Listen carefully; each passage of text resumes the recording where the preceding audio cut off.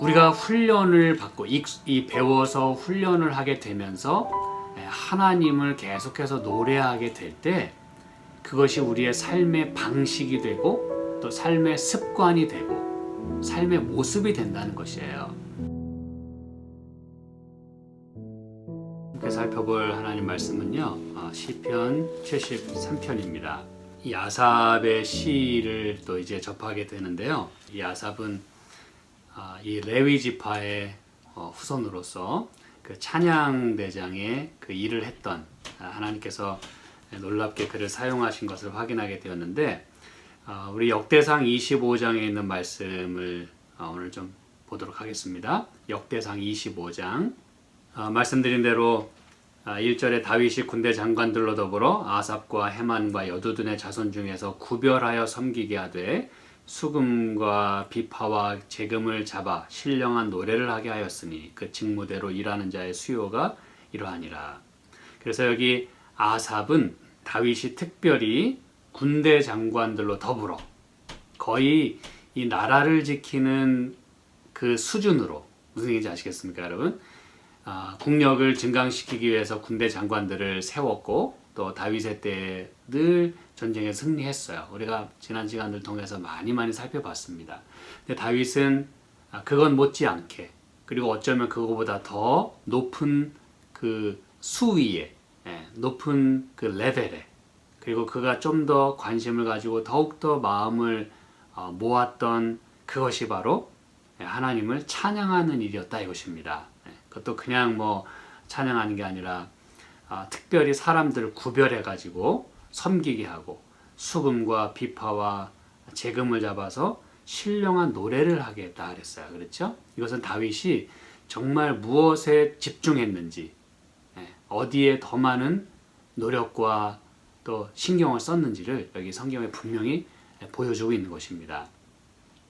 그래서 2절에도 후반부에 아삽의 아들들이 아삽의 수하에 속하여 왕의 명령을 조차 신령한 노래를 했다 그랬어요. 그래서 이 아삽은 이 신령한 노래를 하는 그러한 사람이었음을, 그리고 7절에, 오늘 이제 7절에 있는 말씀을 좀 더 집중적으로 살펴보겠는데요. 저희와 모든 형제 곧 여호와 찬송하기를 배워 익숙한 자의 수요가 288이니라. 이 무리의 큰 자나 작은 자나 스승이나 제자를 물어나고 일례로 제비 뽑아 직임을 얻었다라고 말씀을 합니다. 우리는 지난 시간에 288명이 찬양하는 전체 숫자가 아니라 이들은 지도자였음을 확인하게 되었습니다.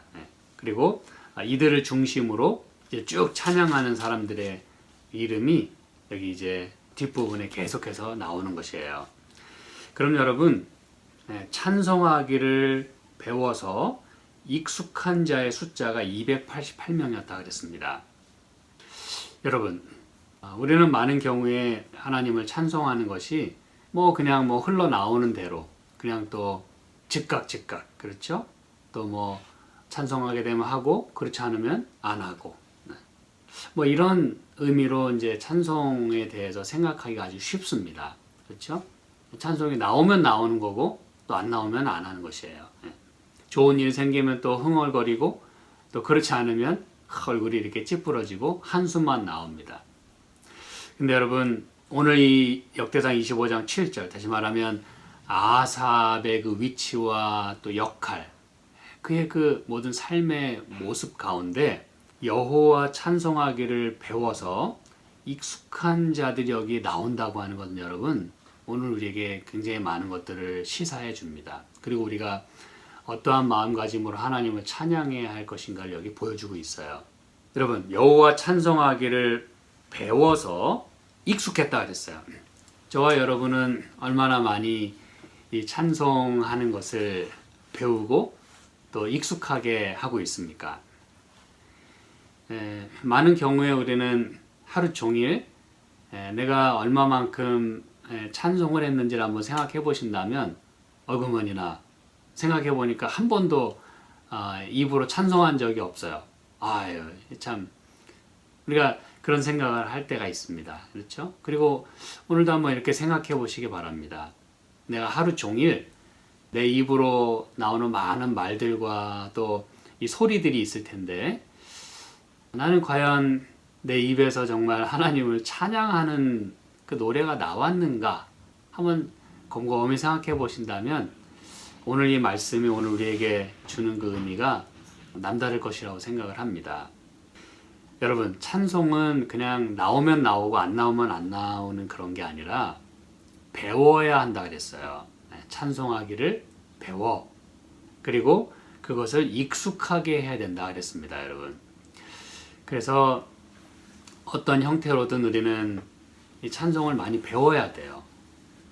우리가 이 찬미가가 있지 않습니까? 찬송가가 있는데 우리가 부르는 그나마 이제 우리가 골라서 부르는, 그렇죠? 평소에 우리가 많이 부르지 못하지만 그나마 부르는 그 노래들이 매우 한정적이라는 걸 우리가 깨닫게 됩니다.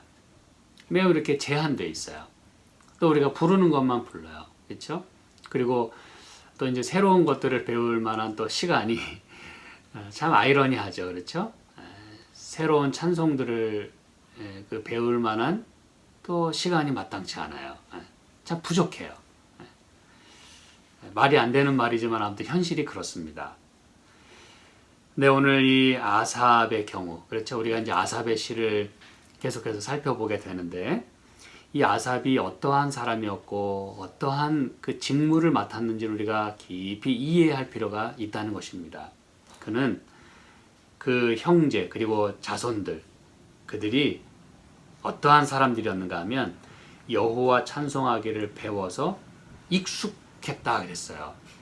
물론 뭐 그들의 직업이 찬양하는 일이었어요. 아유 목사님 뭐 직업이 찬양하는 거였으면 뭐 맨날 찬송하지 않았겠습니까? 예, 물론입니다. 예. 찬송하는 일로 한마디로 그냥 먹고 살았어요. 예. 그럼 여러분 직업이 그렇다 그래서 그들은 찬송해도 되고 우리는 직업이 다르니까 뭐 안 해도 된다는 뜻일까요? 뭐 찬송하는 일은 그들의 일이고 나는 여러분 그게 아니죠. 그렇죠? 찬송하는 일을 맡은 사람들은 그 일을 통해서 하나님께 영광을 돌릴 뿐 아니라 모든 회중으로 하여금 하나님을 찬송하도록 돕는 사람들이에요. 그렇죠? 예배를 인도하고 우리가 이제 좀 이따 살펴볼 것입니다. 그 노래를 통해서 이 예배가 가능하도록 하는 사람들입니다. 그래서 그들은 하루 종일 찬송합니다. 그리고 해야 합니다. 그럼 저와 여러분은 어떻습니까? 여러분, 찬송하는 일은 어느 직업 또는 어느 사람에게 국한된 것이 아니라는 것이에요. 그렇다면 여러분, 여기에 익숙하다라고 하는 게 제가 왜 중요한지를 이제 오늘 이 남은 시간들 통해서 계속해서 말씀을 드릴 것이에요. 왜 익숙한 것이 중요한가? 물론 여기에 쓰인 동사가 수동 형태로 강조형이 사용이 됐어요. 강조형이 사용이 됐습니다. 이 얘기는 그들이 trained 됐다는 것이에요. 훈련 받았다는 것입니다. 뭐든지 이렇게 훈련 받는 것은 이렇게 달갑지 않아요. 그렇죠? 힘듭니다. 신경도 많이 써야 되고 힘도 많이 써야 돼요. 돈도 들여야 되고. 근데 여러분, 하나님을 찬송하는 이 일에 있어서는 우리가 배우고 훈련 받아야 함을 말해주는 것이에요. 강조형이 사용이 됐어요. 그들이 왜 그렇게 하나님을 기쁘시게 하고 이 모든 일들이 다윗의 그 예배와 더불어 그렇게 중요했는가? 그것은 배우고 익히는 일에 매우 많은 중점을 뒀다는 것입니다. 그리고 여기 이제 익숙하다고 하는 이 표현을 여러분이 다음에 두 성경절을 찾아보면서 한번 생각을 좀 해보시면 좋겠어요. 이사야 29장 13절에 보면은 그 익숙하다고 하는 그 똑같은 표현이 나오거든요. 근데 어디에 우리가 익숙한 삶을 살아야 되는지를 여기 이제 말씀해 주고 있어요. 이사야 29장 13절입니다. 주께서 가라사대 이 백성이 입으로는 나를 가까이 하며 입술로는 나를 존경하나 그 마음은 내게서 멀리 떠났나니 그들이 나를 경외함은 사람의 계명으로 가르침을 받았을 뿐이라 그랬어요. 여기 보니까 가르침을 받았다는 얘기가 나와요. 이게 이제 똑같은 단어가 사용됐다고 제가 말씀드렸죠. 그렇죠? 가르침을 받는 것이에요. 트레인 되는 것입니다. 그런데 우리가 무엇으로 우리 자신을 훈련시키고 단련시키고 노력을 해야 되는가 하면 여기 하나님께서 안타깝게 이 백성들의 우리들의 모습을 여기 지적하시는데 사람의 계명으로 가르침을 받았다 그랬어요. 사람의 계명으로. 다시 말하면 하나님의 계명이 아닌 그리고 하나님의 뜻이 아닌 하나님께 기도하고 그분을 찬송하면서 사는 그런 삶이 아닌 사람의 계명, 사람들이 해주는 조언, 또 사람들의 방식, 뭐 다를 게 없어요. 우리나 뭐 다른 사람이나 다를 게 없는 그러한 사람의 계명, 또 하나님 말씀 말고 자기가 또 주장하는 어떤 것이 있어요. 그게 이설일 수도 있고 엉뚱한 소리일 수도 있고 자기가 만들어내는 소리일 수도 있어요. 그것이 무엇이든지 간에 사람의 계명으로 트레인드 되기 때문에 무슨 일이 일어나냐 하면 하나님을 경외한다고 하지만 하나님께서 말씀하신 대로 입으로는 나를 가까이 하지만 입술로는 존경한다 하지만 마음은 떠나게 되는. 왜냐하면 여러분 찬송이라는 건 억지로 되는 건 아니거든요. 그렇죠? 근데 우리가 훈련을 받고 배워서 훈련을 하게 되면서 하나님을 계속해서 노래하게 될 때 그것이 우리의 삶의 방식이 되고 또 삶의 습관이 되고 삶의 모습이 된다는 것이에요. 우리가 입으로만 하나님 우리가 찬양합니다. 말은 찬양한다고 하는데 실제 우리의 삶에서 내가 과연 얼마나 정말 하나님을 찬양하는지를 우리가 오늘 이 말씀을 통해서 깊이 생각해 봐야 되는 것이에요. 이 말씀이 우리에게 와닿지 않습니까, 여러분? 우리가 하나님의 이름을 찬양한다고 해요. 그런데 정말 내가 그분을 존경하고 그리고 내 정말 입술로 하나님의 이름을 찬양하는지 나는 과연 무엇으로 내가 지금 트레인 받고 있는지를 우리가 잘 생각할 필요가 있다는 것입니다. 그 다음에 호세아 10장에도 11절에 보니까 호세아 10장 11절 에브라임은 마치 길들인 암소 같아서 곡식 밟기를 좋아하나 내가 그 아름다운 목에 멍에를 메우고 그의 위에 사람을 태우리니 유다가 밭을 갈고 야곱이 흙덩이를 깨트리라. 자, 여기서 무엇이 오늘 우리가 살펴보는 말씀에 해당되는 단어일까요? 에브라임은, 이스라엘은 마치 길들인 암소 같았다 그랬어요. 길들인 암소. 이 암소, 특별히 이 밭을 갈아야 되는 이 암소, 곡식을 밟고 또 흙덩이를 깨뜨리고 해야 되는 이 암소는 길들여져야 돼요. 훈련을 받아야 됩니다. 무슨 얘기인지 아시겠죠? 만약 훈련받지 않거나 또 제대로 밭을 가는 걸 배우지 않으면 엉망진창이 될 것입니다. 삐뚤삐뚤 될 거예요. 근데 여러분, 올바로 길들여져야 하는 이 부분에 대해서 하나님이 지금 말씀을 하시는 것이에요. 우리가 하나님 찬양하는 것에 길들여져야 될 필요가 있다는 것입니다, 여러분. 그래서 역대상 25장 7절 우리가 오늘 살펴보는 이 본문의 말씀을 통해서 여호와 찬송하기를 배워 익숙한 자.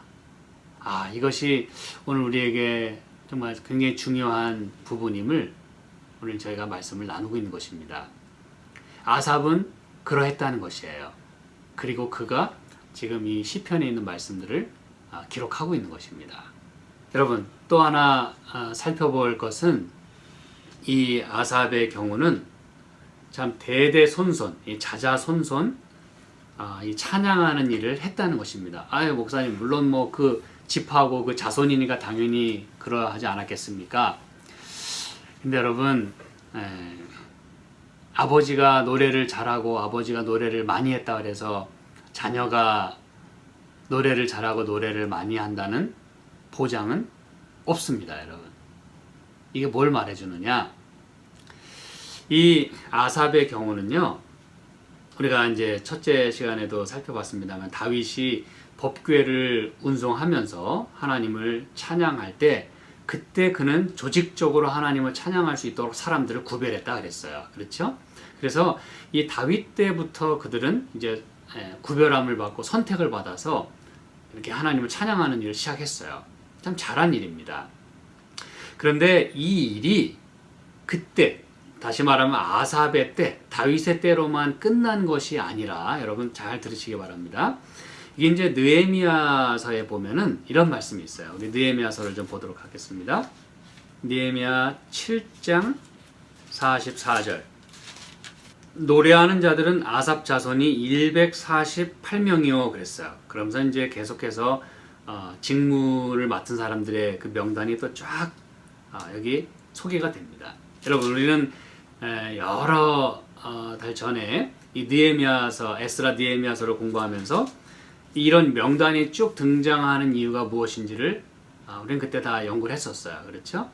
그만큼 그래서 하나님께 매우 소중한 일이었다는 것이에요. 어느 하나도 이렇게 가볍게 여기거나 중요하지 않은 게 없었다는 것입니다. 포로에서 돌아온 사람들 이름이 쫙 기록이 되는 것이에요. 이게 여러분 하나님께는 매우 컨선한 일이었다는 것이에요. 하나하나가 매우 아주 스페셜했다는 것입니다. 그 중에 노래하는 자들이 특별히 언급이 됐다는 사실이에요. 명수까지 기록이 돼 있어요. 이건 여러분 하나님이 특별히 관심을 가지고 있다는 것이죠. 그렇죠? 네. 그런데 아삽 자손이 노래하는 자들인데 그들이 148명이었다라 기록을 하고 있어요. 이게 뭘 말해주느냐? 우리 11장 17절도 봅니다. 느헤미야 11장 17절. 또 아삽의 증손 삽디의 손자 미가의 아들 맏대하냐니 저는 기도할 때에 감사하는 말씀을 인도하는 어른이 되었고, 여러분 이게 무슨 말씀인지 이해하시겠죠? 성경에 이 아삽의 증손, 아삽의 그 후손들 중에 맏대하냐에 대해서 이야기하면서 저는 기도할 때에 감사하는 말씀을 인도하는 어른이 되었다 그랬어요. 이게 여러분 얼마나 중요한 일이었냐 이것이에요. 이런 부분이 이렇게 특별히 뭐 누구는 누구의 손자고 뭐 누구는 누구의 아들이며 이런 얘기를 쭉 하는 중에 특별히 이 부분에 대해서는 이 부분이 이렇게 특별하게 언급이 된 것이에요.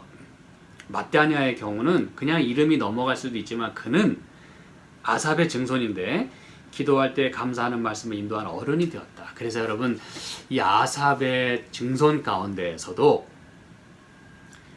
감사하는 말씀을 인도하는 그런 어른이 됐다고 하는 것이 이렇게 특별히 언급이 됐다는 얘기는 그의 그 삶이 그리고 그의 그 후손들이 계속해서 이런 일을 그들이 했다는 것을 말해주고 그들 가운데서 놀라운 이런 기도하는 이 기도의 모임 그리고 예배를 인도하는 어른이 나올 정도로 그들은 그런 삶을 살았다는 것이에요.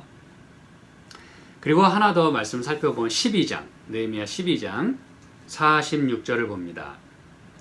옛적 다윗과 아삽의 때에는 노래하는 자의 두목이 있어서 하나님께 찬송하는 노래와 감사하는 노래를 하였음이며 그랬어요. 여러분 참 아름다운 말씀 아닙니까? 옛적 다윗과 아삽의 때에는 다윗과 아삽이 이렇게 같이 나온다는 얘기는 여러분 아삽의 위치가 얼마나 중요했으며 다윗은 또한 그 아삽과 그 아삽의 하는 일을 얼마나 중요시 여겼는지를 여기서 이렇게 우리가 확인할 수 있는 것이에요. 다윗 왕 엄청난 왕이죠. 그런데 그와 함께 나란히 등장하는 한 인물이 있는데 아삽이라는 것이에요. 다윗은 또한 그것을 매우 중요시 여겼고 그래서 다윗과 아삽의 때에는 노래하는 자의 두목이 있어서 노래하는 자의 두목이 누구였어요? 아삽이었어요. 뭐 해만과 여두둔을 포함해서 말이죠. 근데 특별히 여기서는 다른 사람이 아닌 다윗과 아삽이 등장합니다. 그래서 하나님께 찬송하는 노래와 감사하는 노래를 했다 그랬어요. 여러분 이 얘기를 지금 느헤미야가 왜 여기서 이걸 이야기하고 있을까요? 이게 이제 43절과 45절을 보면 여러분 이해를 하실 것입니다. 이날에 큰 무리가 크게 제사를 드리고 심히 즐거워하였으니 이는 하나님이 크게 즐거워하게 하셨습니다. 부녀와 어린아이도 즐거워하였으므로 예루살렘에 즐거워하는 소리가 멀리 들렸느니라 그랬어요. 여러분 이것은 이제 언제 이렇게 노래하고 즐거워했냐를 여러분이 이해하시면 이해를 할 것입니다. 27절에 예루살렘 성곽이 뭐 하게 되니? 낙성되니 그랬어요. 다시 말하면 지금 느헤미야가 성벽을 봉헌하는 타임입니다. 그때를 말하는 것이에요. 그 상황을 말하는 것입니다. 여러분, 성벽을 세운다고 하는 게 얼마나 놀라운 의미를 가지고 있는지 여러분 알고 계시죠? 포로에서 돌아온 다음에 다니엘서 9장에서도 분명히 예언을 했어요. 성이 다시 중건되겠다. 이건 놀라운 일이에요. 그래서 느헤미야가 마침내 이 성곽을 낙성하게 되는 데디케이션, 봉헌하게 되는 그때에 이제 노래하는 자들이 다 모였다고 얘기하면서 이날에 큰 제사를 드리고 심히 즐거워했다고 하면서 45절에도 보면 저희는 하나님을 섬기는 일과 결례의 일을 힘썼으며 노래하는 자들과 문지기들도 그러하여 모두 다윗과 그 아들 솔로몬의 명을 조차 행하였으니 그랬어요. 이 일을 지금 누가 했다는 것이에요? 아삽의 자손들. 그들이 노래하는 일과 또 하나님 섬기는 일, 심지어 문지기로 봉사하는 역대상 26장 1절에 보면 우리가 살펴봤습니다만 문지기의 반차를 얘기하면서 또한 고라의 자손, 아삽의 자손들이 등장합니다. 그래서 여러분, 지금 이 모든 일에 있어서 아삽의 자손들이 그 일을 지금 담당하고 있다는 것이에요. 언제? 성벽을 봉헌할 때. 얼마나 아름다운 그리고 참 중요한 역할을 했다는 얘기일까요, 여러분? 그들은 다윗과 아삽의 그때에 그렇게 신령한 노래를 불렀던 것처럼 느헤미야는 그것을 알고 있었다는 것이에요. 그래서 그들을 특별히 또 구별하여서 찬송하는 일을 했다는 것입니다, 여러분. 저는 이제 오늘 제가 말씀을 마무리하면서 여러분, 아버지가 노래를 잘하고 많이 했다 그래서 아들이 물론 유전적인 게 있을 수 있어요. 그런데 여러분, 그것이 매일매일 반복되지 않는 한 결코 그 일은 저절로 이루어지지 않습니다. 저절로 이어지지 않습니다, 여러분. 제가 그걸 잘 이해를 해요. 제 아버지가 찬미를 많이 부르시고 또 아침 저녁으로 어릴 때 참 예배를 드리면서 제단을 쌓으면서 참 노래를 많이 하셨어요. 저희도 늘 그 아버지를 쫓아서 찬양을 많이 했어요. 근데 여러분, 정말로 이 제단을 지키는 일, 그리고 노래를 계속해서 하는 일은 보통의 열심과 헌신으로는 잘 되지 않습니다, 여러분. 그래서 여러분, 아삽이 그렇게 하나님을 찬양하는 직무를 맡았고 배워서 익숙한, 길들여지고 훈련받고 정말 그러한 삶을 살았던 그의 그 시들을 저희가 살펴보고 있고 또 그 후손들이 그렇게 노래하는 일을 했다는 것은 여러분, 오늘 우리에게 참 많은 것들을 가르쳐주고 있다는 사실입니다. 저와 여러분이 오늘 하루 동안에 그리고 살아가시면서 입술로 정말로 소리를 내서 하나님을 찬양할 수 있기를 간절히 소망합니다. 찬미가를 흥얼거리시고 그리고 한마디 한마디라도 이렇게 마디마디라도 불러보세요. 노래를 부르기가 쑥스럽거나 혹은 사람들이 있어서 못하거든 그냥 이렇게 말로라도 그 가사를 읊어보세요. 그렇게 하는 것과 그렇게 하지 않는 것은 여러분 천지 차이입니다. 매우 매우 다릅니다. 그래서 오늘 여러분이 이러한 삶을 살 때 하나님께서 영광 받으시고 기뻐하실 줄 믿습니다. 함께 기도하실까요? 하나님 아버지 고맙습니다. 저희들에게 찬송의 중요성과 또 이 성경에서 그것이 얼마나 큰 위치를 차지하고 있는지를 이 아침에 말씀해 주셔서 감사합니다. 특별히 이 아삽이 정말 그렇게 그 일을 감당했던 것처럼 저희도 그렇게 주님을 찬양하는 일에 많은 시간을 할애하고 또 정말 우리가 감사한 마음으로 우리의 입술로 그렇게 주님의 이름을 부를 수 있도록 또 찬양할 수 있도록 도와주시옵소서.